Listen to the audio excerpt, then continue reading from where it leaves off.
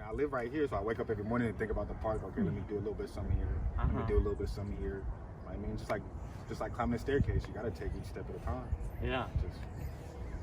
Yeah. Let's take a look at the rows over here. So what do you? How is it organized? The first row, it's literally just I got some wildflower seeds off Amazon. Just broadcasted them. The rows behind it, we had some arugula in the back, but it didn't do too well. Like you see, there's still a couple sprouted out. But it from the front row to the back row in the middle, it's literally just open space. And we don't really have the means to put anything in right now. So it's really just waiting to see if somebody will donate or kind of help out. What do you want them to donate? Like little sprouts? Like what are they called? Yeah, that little seedlings and things like that. Okay. Like potatoes or any kind of some low maintenance, because I mean we don't really get too much help, so we don't want to put something that's high maintenance and it's just gonna die. So like potatoes, radishes, carrots. I like carrots. Again, like carrot seeds, I was gonna throw in there. That's like we started off with this idea, but then we kind of had like bring it down a little bit. That's how we got to the planter boxes. Okay. What's good about planter boxes? Like, is it better than doing it just on direct on the soil? Smaller space. We can kind of control the soil that we put in here. They're pretty much just a smaller controllable space, and we can how you say it, maintain it a lot easier. Yeah. And did you know, like when you started, did you know about how to grow stuff? Do you know about gardening? Like, how do you figure out what to do? I did landscaping at Quail Lodge for about 2 years when I first became an adult. So when I first joined the job, they was switching their golf course. It was right in the middle of the drought, so they were switching their golf course from like just simply grass to like drought-resistant shrubs and things like that. So my main job was really planting. So I literally did 2 years of planting. So I know I can plant. Yeah. I know landscaping and things like that. I'm very knowledgeable in. So. And your first job also got you really aware to about the whole water thing, right? Because it was all driven by the drought. So you became aware of that, and that's cool. What else are we gonna see around here? Like kind of what? So I know you have the plans in here, but can you kind of show me what the different areas are and what we're gonna? So you talk about the grass you want to have over there. Yes, sir. You want to have grow stuff here. What's this area about? These are all bee-friendly plants. These are like goldenrod, spearmints. The first section in the beginning of the park, the section right here, this third section is all bee-friendly plants. So like goldenrods, spearmints, lemon balm, things of that sort.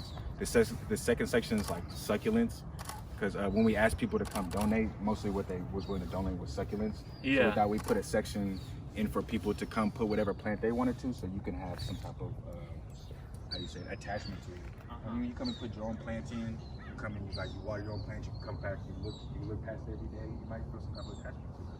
So we literally just had a section to where anything you wanted to put in, as long as it wasn't gonna overrun the park, and as long as it wasn't like non-native, like an ice plant species or something like that, you was free to put anything you want. Yeah, no ice plant. Yeah, so a lot of people, some people came put some figs in. There's a lot of succulents. There's some manzanitas right there. Just literally just free reign. Like when I come and see people walk through the park, like if you have anything you want to put in, just literally come in and plant it. What about trees? Do you want to plant some trees? Oh, we would love some trees, but you know, trees are expensive. Yeah. We haven't really had any offers for new trees. I went down to Seaside Garden Center and propositioned them, but I haven't got no response. Sometimes I see stuff on Craigslist, like the free section on Craigslist. Sometimes people are trying to get rid of stuff. I don't know, maybe. That'd be cool, yeah. I didn't think of that. I'm gonna check sometimes that out. I see stuff like that. Who knows? Sure. Let's walk a little bit.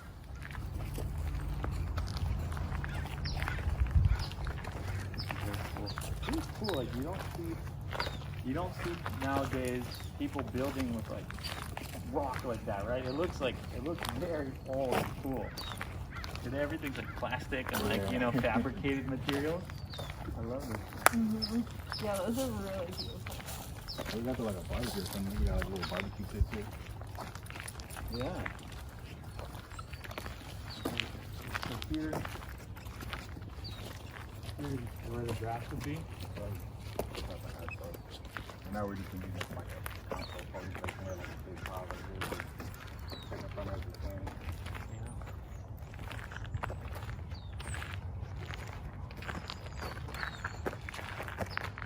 All right, so you need people to donate. Any what about work? What's the next labor process right now? Is there any kind of planting or anything? Hey, once we can get like some water towards like this section, yeah, we'll keep going, keep planting, same thing. Just progression. So right now, the only thing stopping you is more water and more plants. Yes, sir. What about like what do you go like? What do you do when you come in the morning? Do you like what is the maintenance daily stuff you're doing? Weeding? You like take out weeds? Weeding. I gotta start wood chipping. Just progressively putting more plants in as we go. Maintaining the planter boxes.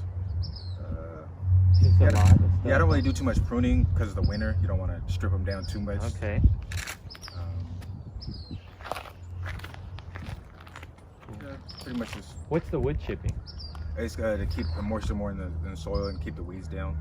You need wood chips? There's a pot right there. Okay. Because my dad is a tree trimmer. He has in LA, but he always has wood chips. I know the tree trimmer guys, they just want to get rid of it. So those are easy to get. So I think I was telling you, I talked to my editor. We're definitely going to do a story. But I'm just looking at all this, talking to you. I'm thinking, can I come help, for example? Can I be part of it in some way? Yeah. Or like, I guess I'll just start coming in the morning, see what happens. Yeah. And I think this is a really cool story for us. I think this is amazing. Yeah, like we reached out to local politicians. Like we have some politicians that literally live like 20 feet away from the park. Cool. Can you say names or you? I get it. Is that gonna give me backlash? No, but literally live right here by the park. I reached out. I haven't got any type of I'm kind of surprised. response. I'm kind of surprised. I feel like Mayor Oglesby would love to talk to you about this. Nothing. That's interesting. We haven't seen. Because they talk all the time about like, getting young people involved and blah blah blah. And here you're doing it with that, like. Yeah, and I'm doing it right next to your house. They talk about it all the time. You listen to their meetings, like, that's funny. Yeah, that was like the kind of the biggest thing that kind of killed our motivation for a second. It's like, okay, we're hoping for some help, but if we don't get it, let's just keep going. So like seeing them kind of like just breeze right past us was kind of demoralizing. Yeah. But so tell me about your shirt. Cool. Did you make it yourself? You buy it somewhere? I bought it off the internet. Okay. Yes, sir. Cool. What does it mean to you? It basically like my perception or like my description of the world's perception of me, because in society people have a gang of different perspectives on what the definition of a black man is or a black king is. So I just kind of, just like when a debate, you always want to have your pretense first. You always want to like have your definition of the words already set out there. So when people come read my shirt, that's okay. It's a black king. He must identify himself as a black king. So maybe the negativism that you automatically see when you see me may be nullified by reading the definition of what I think I am. That's awesome. See also. Just in case there's any confusion. Yes, sir. Yes, sir.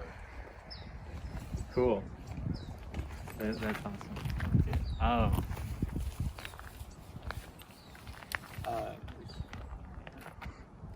So you got your daughter. She comes with you. Yes, sir. What about other families? You grew up around here? You grew up in the house? Yeah, I grew up right around the corner. Right around the corner. Like And you're gonna. Sounds like you're staying here too. No. CSUMB? Yeah, I might stay. I moved out to Arizona and then I caught cancer, so I had to move back with my grandparents. So really? I came back and then COVID hit, and it was like, I don't know, I was kind of getting like stir crazy. Okay.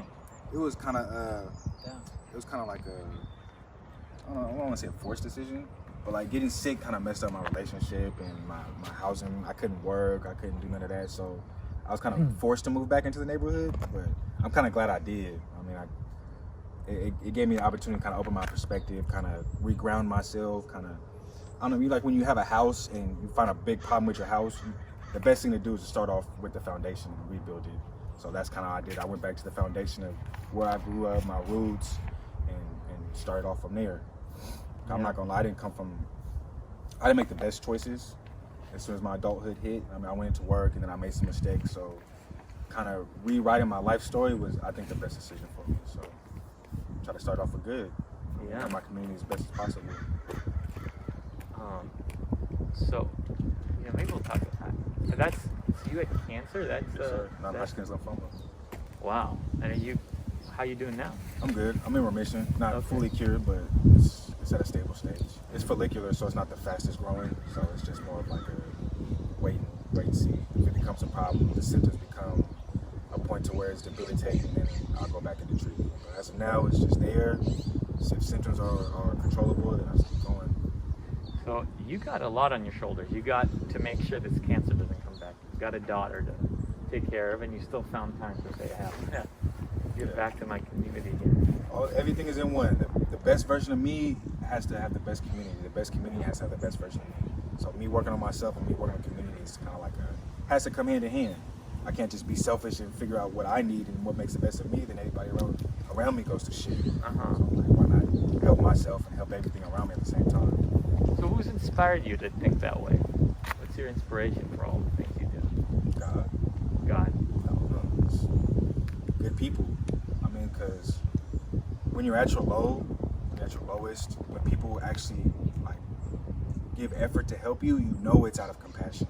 You know it's out of their heart, because they don't get no benefit from it. So like being at my low and being at my worst and having somebody reach out to me and help me, especially like my teachers. Because I mean, I'm going through cancer and I'm falling asleep in class. I'm taking naps in the library. Like, my teachers were really somebody that showed me that education and compassion was a big part of life and becoming the best person you are. So I mean, just being really sick and still going to school and still having my teachers like show me compassion and give me like a little bit of leeway. It kind of showed me how I need to treat the rest of the world. Because you got people that are extremely successful but treat the people around them like shit. So I mean, what's the point of that? Do you have an example that comes to mind of like a moment that really stands out of compassion that you got and what that taught you? I'm trying to think of something, but there's like one big one that's kind of getting to me. I had a counselor at NPC that didn't know was fighting cancer at the same time. Like I didn't talk to him. We didn't really converse. It was just like one passing. I didn't realize what he was going through. He didn't realize what I was going through. But I went in for radiation, and in passing we seen each other. I seen him coming out the machine room, and he saw me going in. And at first we didn't say nothing, but when I seen him on campus, it was like I don't know. It just seemed like the facade that we both had built on the strength that we was trying to portray to each other had just crumbled. So it's like, man, like, I didn't know you had cancer. He was like, oh, you got cancer? And it's like, everything just broke down for me. And like this man that I had seen as just like a stickler, such like a strong-boarded man. He's like, you just seen personality. You seen character and like compassion. I was like, I don't know. Just that day, it just kind of showed me that I don't know. I don't know why that moment just sticks out to me so much. It just kind of made me reevaluate how things really are. Because like this person, I thought he'd be like the toughest person out here. I thought he'd be like big chest out and everything. And just to see that he was dealing with his own problems and he was struggling going through his own problems, and to be able to express that to me, I don't know, that's a big piece of compassion I think I could have got. It was just somebody opening up. Like I don't really look at compassion as just like somebody giving out money or like I don't know, doing things that make them feel good. It's like really when somebody makes themselves vulnerable and really tries to explain to you what life is. I think guidance and wisdom is the best form of compassion. That's an amazing moment that you described. I'm really feeling that too right now. How old are you? 26. All right. Oh,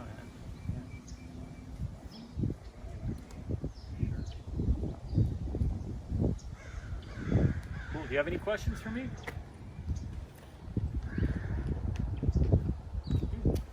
You had told me that you work specifically on environmental issues. That's one of the main things I cover for the weekly. Okay. I cover the water issue. I cover what's happening on the bay with the animals. I cover climate change, and I also cover agriculture, which is very related to water and environment. Okay. And I write stories about the city of Seaside. So I know Mayor Oglesby and the other city council members, and try to follow what's happening. But I'm a newcomer. I moved to this area a year and a half ago, so for me everything's new and everything's exciting. Have you been up here before? To this park? No, never been up here. I mean, I've driven on the backside of Seaside up. General Jim Moore. Yeah, that whole area. But mostly, if I'm in Seaside, I'm on like Broadway, Fremont, you know, the shopping area. That's the area I know more of. But or like up hill. I have some friends who live up Hillby.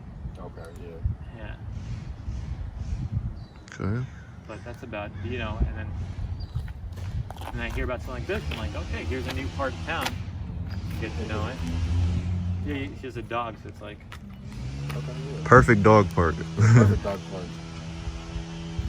Yeah, I mean, this is not a small space. It's not. large.